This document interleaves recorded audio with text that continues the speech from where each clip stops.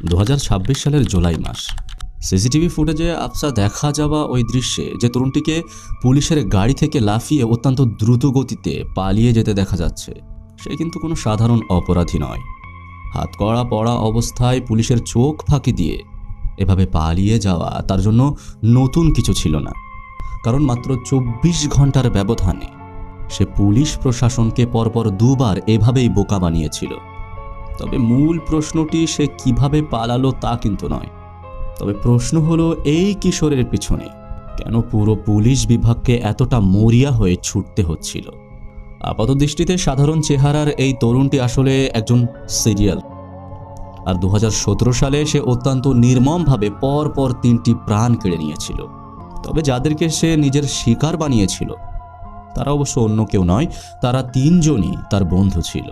কিন্তু এই পুরো অপরাধের পিছনে লুকিয়ে থাকা আসল মনস্তত্ত্বটি এই সাধারণ ঘটনার মতো নয়। প্রিয় দর্শক, আজকের এই ঘটনায় আমরা উন্মোচন করব এই ট্রিপল কেসের ভিতরে লুকিয়ে থাকা সেই অন্ধকার সত্য। তাহলে চলুন আমরা দেরি না করে শুরু করি। তবে তার আগে আপনাদের কাছে প্রতিবারের মতো অনুরোধ, যারা এখনও আমাদের এই চ্যানেলে নতুন তারা অবশ্যই আমাদের চ্যানেলটিকে সাবস্ক্রাইব করে আমাদের পাশে থাকবেন, এবং যারা নিয়মিত ভিডিও দেখেন অথচ চ্যানেলটিকে সাবস্ক্রাইব করেননি তাদের কাছেও বিশেষ অনুরোধ, তারাও চ্যানেলটিকে সাবস্ক্রাইব করে আমাদের পাশে থাকবেন। তো চলুন শুরু করা যাক। 17 মে 2017, মধ্যপ্রদেশের গোনা জেলার বরুণ মিত্রনগর কলোনি। সেচ বিভাগে কর্মরত অন্তর সিং মিনার, তার পরিবারও আর 10টা স্বাভাবিক পরিবারের মতোই শান্ত ছিল। তবে পরদিন অর্থাৎ 18 মে রাত 8টা নাগাদ ঘটে যায় একটি ছোট্ট ঘটনা, যা এই শান্ত পরিবারের জীবনকে চিরতরে বদলে দেয়। অন্তর সিং মিনার 17 বছর বয়সী ছেলে হেমন্ত মিনা তার মা ভগবতী বাইয়ের কাছ থেকে 40,000 টাকা চেয়ে নেন, কারণ একটি পুরনো সেকেন্ড হ্যান্ড বাইক পছন্দ হয়েছিল তার, আর সেটি কিনতে যাওয়ার জন্যই এই সামান্য টাকা নেওয়া। টাকা নিয়ে হেমন্ত জানায় তার সঙ্গে রয়েছে প্রতিবেশী বন্ধু হানি দুবে। 2 বন্ধু মিলে বাইকটি চূড়ান্ত করে তারা দ্রুতই ঘরে ফিরে আসবে, এমনটাই কথা ছিল তাদের ভিতরে। কিন্তু সময় গড়িয়ে রাত বাড়তে থাকে, ঘড়ির কাঁটা 10টা থেকে 11টা পার হয়ে যায়, কিন্তু হেমন্ত আর বাড়িতে ফেরে না। শুরুতে পরিবারের সদস্যরা ভেবেছিলেন হয়তো বন্ধুদের সঙ্গে কোথাও আড্ডা দিতে গেছে, সেজন্য তার সময়ের হিসাব নেই। কিন্তু রাত যত গভীর হতে থাকে তাদের উদ্বেগও ততই বাড়তে থাকে। ভগবতী বাই এবং অন্তর সিং মিনা বারবার হেমন্তের ফোনে যোগাযোগ করার চেষ্টা করেন, কিন্তু প্রতিবারই ওপাশ থেকে ভেসে আসে ফোন বন্ধ থাকার সেই শীতল বার্তাটি। এরপরে উদ্বেগ যখন উৎকণ্ঠায় রূপ নেয়, তখন পরিবার থেকে যোগাযোগ করা হয় সেই বন্ধু হানি দুবের সঙ্গে, যার সঙ্গে শেষবার ঘর থেকে সে বার হয়েছিল। এরপরে হানি অত্যন্ত স্বাভাবিক গলায় জানায় সে হেমন্তের সঙ্গে বাইক দেখতে গিয়েছিল ঠিকই, তবে সে অল্প কিছু সময়ের মধ্যেই নিজের বাড়িতে ফিরে আসে। তার দাবি অনুযায়ী শেষবার সে হেমন্তকে অশোকনগর রোডের পঞ্চমুখী হুমায়ুন মন্দিরের কাছে দাঁড়িয়ে থাকতে দেখেছিল। এরপর হেমন্ত কোথায় গেছে, কি করেছে তা তার জানা নেই। হানির কথায় পরিবার পুরোপুরিভাবে নিশ্চিন্ত হতে পারেননি। তারা নিজেদের উদ্যোগে পরিচিত আত্মীয় স্বজন, হেমন্তের অন্য সব বন্ধু বান্ধব এবং আশেপাশের এলাকায় খোঁজ নিতে শুরু করেন। কিন্তু সারা রাত হন্যে হয়ে খোঁজাখুঁজির পরেও হেমন্তের কোনো সন্ধান মেলে না। এরপর আসে পরদিন অর্থাৎ 19 মে 2017 সকাল। কোনো উপায় না দেখে মানসিকভাবে বিপর্যস্ত অন্তর সিং মিনা ছুটে যান নিকটবর্তী থানায়। তিনি তার 17 বছর বয়সী হেমন্ত মিনার একটি নিখোঁজ ডায়েরি অর্থাৎ মিসিং কমপ্লেন্ট নথিভুক্ত করেন। কিন্তু অভিযোগ হাতে পেলেও কেন্ট থানার পুলিশ বিষয়টি নিয়ে শুরুতে বিশেষ তৎপরতা দেখায়নি। পুলিশের ধারণা ছিল এই বয়সের ছেলেরা প্রায় পরিবারের সাথে সামান্য অভিমান করে বা বন্ধুদের সঙ্গে না জানিয়ে কয়েকদিনের জন্য বাইরে ঘুরতে চলে যায়। ফলে মিসিং রিপোর্ট ফাইল হলেও তদন্তের গতি বেশ ধীর ছিল। ওদিকে সময় যত গড়াচ্ছিল অন্ধকার ততই ঘনীভূত হচ্ছিল। এরপরে 19 মে থেকে 22 মে পর্যন্ত 4টি দীর্ঘ দিন পার হয়ে গেলেও হেমন্তের কোনো সন্ধান পাওয়া যাচ্ছিল না। পুলিশের প্রাথমিক নিষ্ক্রিয়তায় পরিবার নিজেরাই আত্মীয় স্বজন আর সম্ভাব্য সব জায়গায় খোঁজ পাঠাতে থাকে। কিন্তু পরিস্থিতির যে ভয়াবহতা তারা ভেবেছিল, বাস্তব ঘটনা ছিল তার চেয়ে আরও জটিল। কারণ 23শে মে সকালে হঠাৎ করে অন্তর সিং মিনার মোবাইলে একটি ফোন আসে। স্ক্রিনে ভেসে ওঠে নিখোঁজ ছেলে হেমন্ত মিনার নিজের ফোন নাম্বার। স্বস্তির নিঃশ্বাস ফেলে ফোনটি রিসিভ করতেই ওপাশ থেকে ভেসে আসে একটা অচেনা গভীর কণ্ঠস্বর। কোনো ধরনের ভূমিকা ছাড়াই অপর প্রান্তের ব্যক্তিটি জানিয়ে দেয় হেমন্ত তাদের হেফাজতে রয়েছে। তাকে জীবিত এবং অক্ষত অবস্থায় ফেরত পেতে হলে খুব দ্রুতই 50 লক্ষ টাকার ব্যবস্থা করতে হবে। এবং এই কথা বলা মাত্রই ফোনটি কেটে দেওয়া হয়। তখন অন্তর সিং মিনার আর বুঝতে বাকি থাকে না যে এটি আর কোনো সাধারণ নিখোঁজের ঘটনা নয়। এরপরে সন্তানের সুরক্ষার কথা নিশ্চিত করে ফোনে তিনি টাকা দেওয়ার বিষয়ে সম্মতি জানানোর ভান করেন। কিন্তু ফোন রাখার পরপরই কোনো ঝুঁকি না নিয়ে সোজা তিনি পুলিশ স্টেশনে ছুটে যান। 50 লাখ টাকার মুক্তিপণের খবর পেতেই পুলিশের স্থবিরতা এক মুহূর্তে উধাও হয়ে যায়।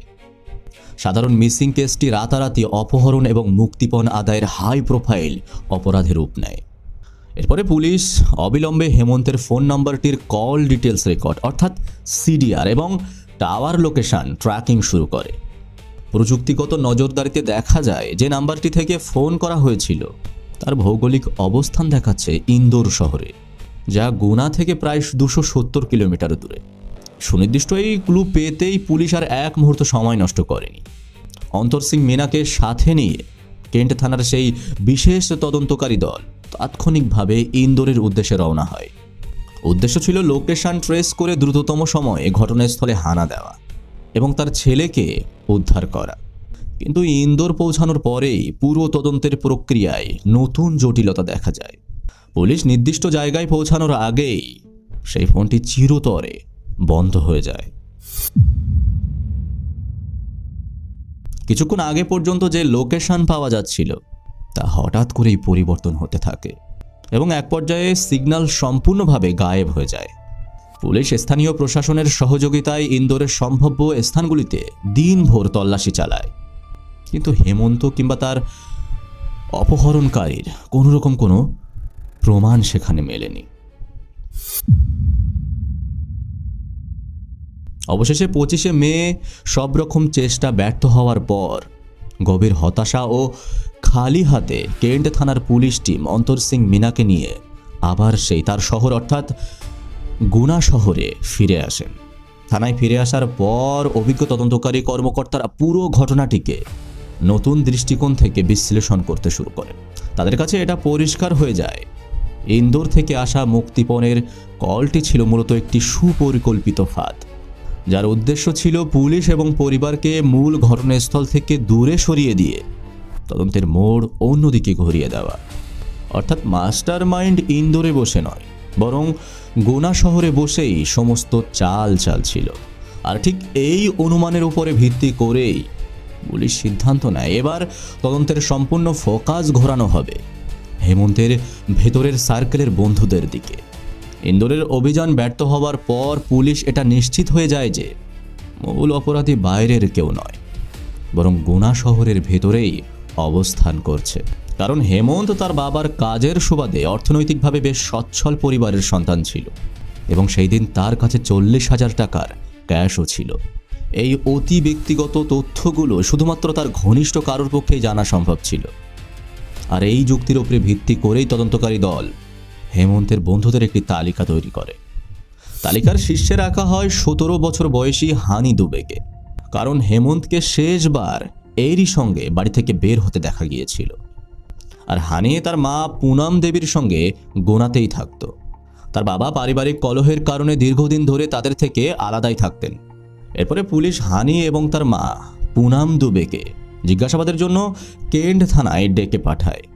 থানায় হাজির হয়ে হানি অত্যন্ত শান্ত এবং আত্মবিশ্বাসী ভঙ্গিতে আগের দেওয়া জবানবন্দি পুনরাবৃত্তি করেন। সে জানায় হেমন্তের সঙ্গে সে বাইক দেখতে গিয়েছিল ঠিকই, কিন্তু কিছুক্ষণের মধ্যেই সে তার নিজের বাড়িতে ফিরে এসেছিল। পুনাম দেবীও ছেলের কথায় সম্মতি জানিয়ে তিনিও জানান যে ছেলে বাড়িতেই ছিল এবং তিনি দাবি করেন যে তার ছেলে সম্পূর্ণ নির্দোষ। হানির এই অতিরিক্ত আত্মবিশ্বাস এবং মায়ের ঠান্ডা মাথার উত্তর পুলিশকে কিছুটা বিভ্রান্তিতে ফেলে দেয়। সরাসরি কোনো প্রমাণ না থাকায় পুলিশ তখন হানির উপরে জোর খাটাতে পারেনি। তাছাড়া পুনম দুবের উচ্চবিত্ত এবং প্রভাবশালী কিছু মানুষের সঙ্গে যোগাযোগ ছিল, যা শুরুতেই কড়া জিজ্ঞাসাবাদের ক্ষেত্রে কিছুটা বাধা হয়ে দাঁড়ায়। তবে অভিজ্ঞ তদন্তকারীরা বিষয়টি সহজভাবে নেননি। হানি এবং তার মায়ের অতিরিক্ত স্বাভাবিক আচরণই পুলিশের মনে প্রথমবার সন্দেহের বীজ বুনে দেয়। পুলিশ এবার হেমন্তের পুরো ফ্রেন্ড সার্কেলের খোঁজ খবর নেওয়া শুরু করে। তদন্তে একে একে আরও 3টি নাম সামনে আসে: লোকেশ লোধা, ঋত্বিক নাভেদ এবং স্কুলের মেধাবী ছাত্র সংস্কার শ্রীবান্ত। পুলিশ কৌশলে এদের সবাইকেই আলাদা আলাদাভাবে থানায় ডেকে পাঠায় এবং তাদেরকে জিজ্ঞাসাবাদ শুরু করে। এরপরে লোকেশ লোধা হানি দুবের মতোই একইভাবে উত্তর দেয়। সংস্কার শ্রীবান্ত জানায় ঘটনার রাতে সে হেমন্তের সঙ্গে মোটেই উপস্থিত ছিল না। কিন্তু সবথেকে বড় চমকটি আসে যখন পুলিশ ঋত্বিক নাভেদের খোঁজ করতে তার বাড়িতে পৌঁছায়, কারণ ঋত্বিককে বাড়িতে পাওয়া যায়নি। পরিবারের লোকজনের কাছে পুলিশ জিজ্ঞাসাবাদ করে জানতে পারে হেমন্ত নিখোঁজ হওয়ার পর থেকেই ঋত্বিককেও রহস্যজনকভাবে পাওয়া যাচ্ছে না। একজন বন্ধুর হঠাৎ করে উধাও হয়ে যাওয়া এবং অন্যদিকে ইন্দোর থেকে আসা ফেক কলের সময়কাল, এই দুটো বিষয়কে পুলিশ তখন এক সূত্রে গাঁথে। তদন্তকারীদের মনে জোরালো সন্দেহ দানা বাঁধে যে ঋত্বিকই হয়তো পুরো অপহরণের মূল পরিকল্পনাকারী, আর সেই হয়তো ইন্দোরে গিয়ে হেমন্তের ফোন থেকে 50 লক্ষ টাকার মুক্তিপণ চেয়েছিল। পুরো তদন্তের অভিমুখ তখন রাতারাতি হেমন্তের নিখোঁজ বন্ধু ঋত্বিক নাভেদের অনুসন্ধানের দিকে ঘুরে যায়। ঋত্বিক নাভেদকে মূল সন্দেহভাজন এবং এই রহস্যের মূল পরিকল্পনাকারী হিসাবে ধরে নিয়ে পুলিশ যখন তার সন্ধানে বিভিন্ন জায়গায় তল্লাশি চালাচ্ছিলেন, ঠিক তখনই পুরো ঘটনাটিকে আরও ভয়ঙ্কর করে ঘটে যায় একটি মর্মান্তিক ঘটনা। 27 মে 2017 গোনার প্যাটেলনগর রেলওয়ে ওভারব্রিজের কাছে একটি ঝোপের ভেতরে একটি অর্ধদগ্ধ বা বিকৃত দেহ পড়ে থাকতে দেখা যায়। খবর পাওয়া মাত্রই কাছাকাছি থানার পুলিশ সেখানে গিয়ে পৌঁছায়। দৃশ্যটা ছিল অত্যন্ত ভয়ঙ্কর। শরীরের বেশিরভাগ অংশ আগুনে পুড়ে যাওয়ার কারণে নিহিতের মুখ পুরোপুরিভাবে বিকৃত হয়ে গিয়েছিল, ফলে তাকে দেখে সঙ্গে সঙ্গে পরিচয় জানা প্রায় অসম্ভব ছিল। তদন্তকারীদের মনে হয় এটি হয়তো 18 মে থেকে নিখোঁজ থাকা সেই তরুণ হেমন্ত মিনারই দেহ, কারণ নিখোঁজ হওয়ার পর থেকে এই ঘটনার মূল ভুক্তভোগী ছিল হেমন্ত। তাই কোনো ঝুঁকি না নিয়ে পুলিশ দ্রুতই হেমন্তের বাবা অন্তর সিং মিনাকে ঘটনাস্থলে ডেকে পাঠায়। অন্তর সিং মিনা ঘটনাস্থলে পৌঁছে অত্যন্ত ভারী মন নিয়ে দেহটি পরীক্ষা করেন। যদিও আগুনে পোড়ার কারণে মুখ চেনা যাচ্ছিল না, তবে নিহিতের শরীরের গঠন, উচ্চতা এবং শরীরের বাকি অংশ দেখে তিনি নিশ্চিতভাবে জানান এটি তার ছেলে হেমন্তের দেহ নয়। তবে একই সঙ্গে তিনি আরও একটি গুরুত্বপূর্ণ কথা বলেন। দেহের উচ্চতা এবং গড়ন দেখে তার মনে হচ্ছিল লাশটি হেমন্তের নিখোঁজ বন্ধু ঋত্বিক নাভিদের হতে পারে, এবং এই ধারণার উপরে ভিত্তি করেই পুলিশ সঙ্গে সঙ্গে ঋত্বিক নাভিদের পরিবারকে ঘটনাস্থলে নিয়ে আসে। এরপরে ঋত্বিক নাভিদের পরিবারের সদস্যরা আগুনে পোড়া দেহের চারপাশে পড়ে থাকা কাপড়ের টুকরো, জুতো এবং অন্যান্য জিনিসপত্র ভালোভাবে দেখে নিয়ে কিছুক্ষণের মধ্যেই কান্নায় ভেঙে পড়েন। তারা নিশ্চিত করেন এই নির্মম হত্যাকাণ্ডের শিকার আর কেউ নয়, তাদেরই সন্তান ঋত্বিক নাভেদ। এই একটি তথ্যই পুলিশের পুরো তদন্তের হিসাব এক মুহূর্তে বদলে দেয়। তদন্তকারীরা যাকে এতক্ষণ অপহরণের মূল পরিকল্পনাকারী এবং ইন্দোরে গিয়ে মুক্তিপণের ফোন করা ব্যক্তি ভেবে খুঁজছিলেন, সে নিজেই এখন নির্জন ঝোপের মধ্যে নির্মমভাবে খুন হয়ে পড়ে আছে। যাকে অপরাধী ভাবা হচ্ছিল, সে যদি নিজেই ভিকটিম হয়ে যায় তাহলে আসল খুনিকে? আর সবচেয়ে বড় প্রশ্ন, যে হেমন্তকে দিয়ে এই রহস্যের শুরু হয়েছিল, সে বা কোথায়? পুলিশের সামনে তদন্তের এই জটিল বিষয়টি তখন আগের চেয়েও আরও বেশি রহস্যময় এবং ধোঁয়াশাপূর্ণ হয়ে ওঠে। ঋত্বিক নাভেদের অর্ধদগ্ধ দেহ উদ্ধারের পর পুলিশ যখন পুরো ঘটনাস্থল তন্ন করে তল্লাশি চালাচ্ছিল, ঠিক তখনই কিছুটা ঝোপের ভিতরে একটি পরিত্যক্ত মোবাইল ফোন উদ্ধার হয়। ফোনটি অন করে ডিটেলস চেক করতেই তদন্তকারীদের চোখ কপালে উঠে যায়। এটি ছিল 18 মে থেকে নিখোঁজ থাকা সেই হেমন্ত মিনার ফোন, যা এতদিন বন্ধ ছিল। একটি লাশের পাশে অন্য একজন নিখোঁজ তরুণের ফোন উদ্ধার হওয়ার পর কেসটার রহস্য আরও বেড়ে যায়।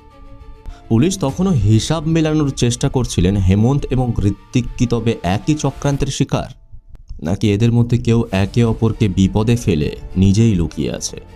কিন্তু এই ভাবনার রেশ কাটতে না কাটতেই তদন্তে নেমে আসে দ্বিতীয় মারাত্মক আঘাত। ঘটনাস্থল থেকে কিছুটা দূরে নেগমার জঙ্গল এলাকা থেকে পুলিশ আরও একটি অর্ধদগ্ধ লাশের সন্ধান পায়। ফরেনসিক টিম ও নিহিতের পোশাক পরীক্ষা করে দ্রুতই পরিচয় নিশ্চিত করা হয়। এই লাশটি ছিল হেমন্তের আর এক ঘনিষ্ঠ বন্ধু লোকেশ লোধার। দুটো হত্যাকাণ্ডের ধরনই ছিল হুবহু এক। প্রথমে অত্যন্ত নৃশংসভাবে হত্যা করা এবং পরবর্তীতে পরিচয় গোপন করতে পেট্রোল ঢেলে আগুন ধরিয়ে দেওয়া। পরপর এই দুটো লাশ উদ্ধার হওয়ার পর পুলিশের সামনে আর কোনো সন্দেহের অবকাশ রইল না। পুলিশ বুঝতে পারে এটি কোনো সাধারণ নিখোঁজ বা অপহরণের ঘটনা নয়, এটি একটি ঠান্ডা মাথায় করা ট্রিপল মার্ডারের ছক, যার আড়ালে লুকিয়ে আছে কোনো অতি পরিচিত মুখ। এবার 5 জনের সেই ফ্রেন্ড সার্কেলের মধ্যে 3টি নাম তালিকা থেকে বাদ পড়ে যায়। ঋত্বিক এবং লোকেশ মৃত, আর হেমন্ত তখনও রহস্যজনকভাবে নিখোঁজ। পুলিশের কাছে এখন তদন্তের জন্য অবশিষ্ট থাকে মাত্র 2 জন, স্কুলের মেধা তালিকায় থাকা সেই সংস্কার শ্রীবন্ত এবং সেই প্রথম সন্দেহভাজন হানি দুবে। এরপরে পুলিশ আর কোনো ঝুঁকি না নিয়ে প্রথমেই সংস্কারকে কেন্ট থানায় ডেকে পাঠায়। এরপরে ঘন্টার পর ঘন্টা ধরে তাকে জিজ্ঞাসাবাদ করা হয়। তার কল ডিটেলস, তার ফুটপ্রিন্ট এবং তার সমস্ত হিস্ট্রি এবং ঘটনার রাতের প্রতিটি মুহূর্তের বায়ান তার কথার সঙ্গে পুঙ্খানুপুঙ্খানুভাবে মিলিয়ে দেখা হয়। কিন্তু দীর্ঘ তদন্তের পর সংস্কারের বিরুদ্ধে এবং হত্যাকাণ্ডে যুক্ত থাকার কোনো প্রত্যক্ষ বা পরোক্ষ প্রমাণ পাওয়া যায়নি। সংস্কার বাদ পড়ার পর তদন্তের পুরো আলো এসে পড়ে শেষে বেঁচে থাকা হানি দুবে এবং তার মা পুনম দুবের উপরে। হেমন্তের বাবা অন্তর সিং মিনা শুরু থেকেই ওই মা ও ছেলের উপরেই সন্দেহ প্রকাশ করছিলেন। এর আগে প্রভাবশালী পরিচয়ের কারণে পুনম দুবেকে সেভাবে চেপে ধরা না গেলেও এবার সেই লাশ উদ্ধারের পর কেন্ট থানার পুলিশ কোনো রকম শীতলতা দেখাতে রাজি ছিল না। হানি দুবে এবং তার মা পুনম দুবেকে আবারও থানায় ডেকে পাঠানো হয়।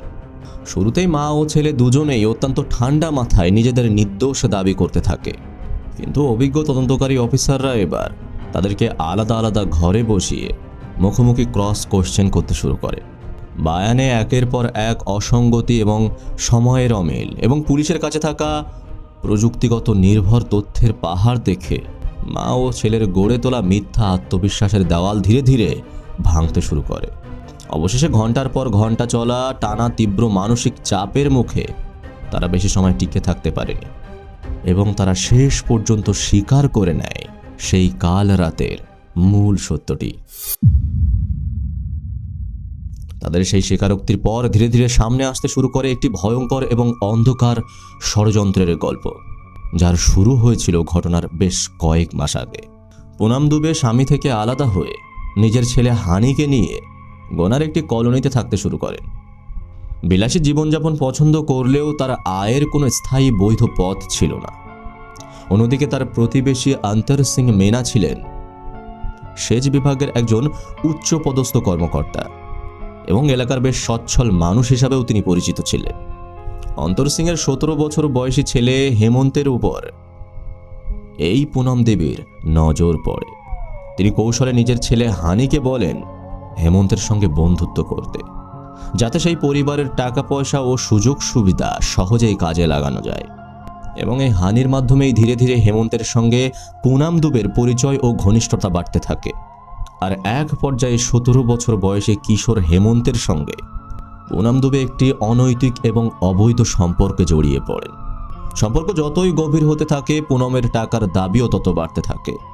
পুনমকে খুশি করতে হেমন্ত নিজের ঘর থেকে টাকা চুরি করে এনে এমনকি মায়ের সোনার গহনাও চুরি করতে থাকে এবং সেই চুরি করা গহনা পুনম স্থায়ী এক জুয়েলারির কাছে 25,000 টাকায় বন্ধক রেখেছিলেন। তবে এই অবৈধ সম্পর্কের বিষয়টি শেষ পর্যন্ত গোপন থাকেনি। হানি দুবে একদিন নিজের চোখে তার মা এবং নিজের বন্ধু হেমন্তের এই সম্পর্কের বিষয়ে জেনে ফেলে। নিজের মায়ের এমন আচরণ এবং বন্ধুর এই ভূমিকা হানির মনে হেমন্তের প্রতি তীব্র হিংসা এবং রাগ তৈরি করে। এরপরে আসে সেই দিন, অর্থাৎ 18ই মে 2017। হেমন্ত তার মায়ের কাছ থেকে মাত্র 40,000 টাকা নিয়ে একটি সেকেন্ড হ্যান্ড বাইক দেখতে বার হয়েছিলেন এবং এই খবর পৌঁছে যায় হানি দুবের মায়ের কাছে। এই সময় পুনাম এবং হানি দুজনেই ভেবেছিল যে হেমন্তের কাছে বাইক কেনার জন্য অনেক পরিমাণ টাকা রয়েছে, আর এই হানির মনে আগে থেকেই জমে থাকা তীব্র রাগ আর তার সঙ্গে নগদ টাকার লোভ, এই দুটো মিলেই তৈরি হয় এক ভয়ঙ্কর খুনের পরিকল্পনা। হানি খুব কৌশলে হেমন্তকে পার্টির কথা বলে ডেকে নেয়। এর পাশাপাশি ডেকে নেওয়া হয় তাদের অন্য দুই বন্ধু ঋত্বিক নাভেদ এবং লোকেশকেও। চারজন মিলে রাতের অন্ধকারে একটি নির্জন শুনশান এলাকায় পৌঁছায়। সেখানে গিয়ে তারা একসঙ্গে বিয়ার খাওয়া শুরু করে। কিছুক্ষণ পর মাতাল অবস্থায় হানি হঠাৎ হেমন্তের কাছে সব টাকা দাবি করে বসে, কিন্তু হেমন্ত স্পষ্টভাবে জানিয়ে দেয় তার কাছে সেই বাইক দেখার জন্য সামান্য টাকা ছাড়া আর কোনো টাকা নেই। এই কথা শুনে হানি অত্যন্ত রেগে যায় এবং হানির পাশে পড়ে থাকা বিয়ারের একটি খালি কাচের বোতল তুলে সেই বোতল দিয়ে হেমন্তের মাথায় সজোরে আঘাত করে। বোতলটি ভেঙে চুরমার হয়ে গেলে হেমন্ত নিজেকে বাঁচানোর চেষ্টা করে এবং চিৎকার শুরু করে, কিন্তু ঠিক সেই মুহূর্তে বাকি দুই বন্ধু ঋত্বিক নাভেদ ও লোকেশ লোধা হেমন্তের হাত পা শক্ত করে বেঁধে ফেলে, যাতে সে কোনোভাবে নিজেকে বাঁচাতে বা সেখানে থেকে পালাতে না পারে। অসহায় অবস্থায় পড়ে থাকা হেমন্তের উপরে হানি তখন ভয়ঙ্করভাবে হামলা চালায়। বিয়ারের সেই ভাঙা বোতলের ধারালো অংশ দিয়ে সে বারবার হেমন্তের গলায় ও পেটে আঘাত করতে থাকে। মাত্র কয়েক মিনিটের মধ্যেই অতিরিক্ত রক্তক্ষরণে ছটফট করতে করতে মৃত্যুর কোলে ঢলে পড়ে 17 বছর বয়সী কিশোর হেমন্ত মিনা। হেমন্ত মাটিতে লুটিয়ে পড়ার পর হানি তার পকেট থেকে সেই 40,000 টাকা বার করে নেয়। এরপর কোনো অনুশোচনা ছাড়াই তিন বন্ধু মিলে লাশটি টেনে হিঁচড়ে একটি নির্জন ঝোপঝাড়ের কাছে নিয়ে যায়। সেখানে প্রমাণ নষ্ট করার জন্য পেট্রোল ঢেলে হেমন্তের শরীরেও আগুন লাগিয়ে দেওয়া হয়, যাতে তার পরিচয় জানা প্রায় অসম্ভব হয়ে পড়ে। এবং এই কাজ শেষে হানি দুবে সরাসরি বাড়ি ফেরে এবং তার মা পুনম দেবীর মুখোমুখি হয়। রক্তমাখা জামা কাপড় এবং উদ্বেগ চেহারা দেখে পুনম বুঝতে পারেন মারাত্মক কিছু ঘটনা ঘটেছে। অবশ্য হানি তার মায়ের কাছে কোনো কিছুই লোকায়নি। সে হেমন্তকে কিভাবে খুন করেছে এবং কিভাবে লাশটি পুড়িয়ে দিয়ে সেই ঘটনাস্থল থেকে চলে এসেছে তা সে সব কিছুই খুলে বলে। একজন সাধারণ মায়ের পক্ষে এমন পরিস্থিতিতে সন্তানকে পুলিশের হাতে তুলে দেওয়াটাই স্বাভাবিক ছিল, কিন্তু পুনম দুবের আচরণ ছিল সম্পূর্ণ বিপরীত। তিনি ছেলেকে বাঁচানো তো দূরের কথা, উল্টে রক্ত ভেজা সেই 40,000 টাকা নিজের কাছে রেখে দেন। এরপর ঠান্ডা মাথায় একটি নতুন পরিকল্পনাও তৈরি করেন। তিনি ঠিক করেন হেমন্ত নিখোঁজ থাকার সুযোগে তার ধনী বাবার কাছ থেকে 50 লক্ষ টাকা মুক্তিপণ নেওয়া হবে এবং পরিকল্পনা অনুযায়ী পুনম এবং হানি মিলে ঋত্বিক নাভেদকে প্রলোভন দেখায়।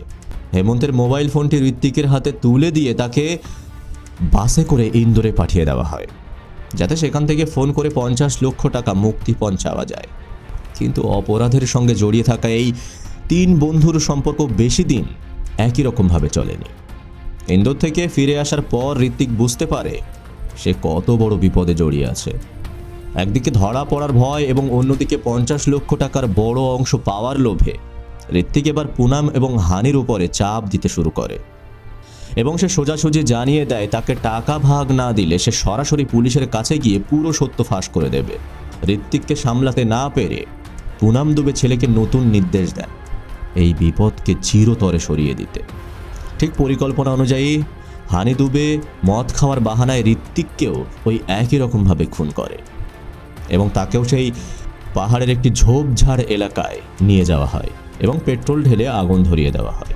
ঠিক একইভাবেও লোকেশও যখন সেই টাকার দাবি করতে থাকে তখন হানি খুব কৌশলে লোকেশকেও সেই নির্জন জঙ্গলে ডেকে নিয়ে যায় এবং সেখানে সে কিছু বুঝে ওঠার আগেই পিছন দিক থেকে একটা কাপড় দিয়ে তার গলায় পেঁচিয়ে ধরে শ্বাসরোধ করে তাকে হত্যা করা হয় এবং অন্য দুইজনের মতোই তাকেও পেট্রোল ঢেলে আগুন ধরিয়ে দেওয়া হয়।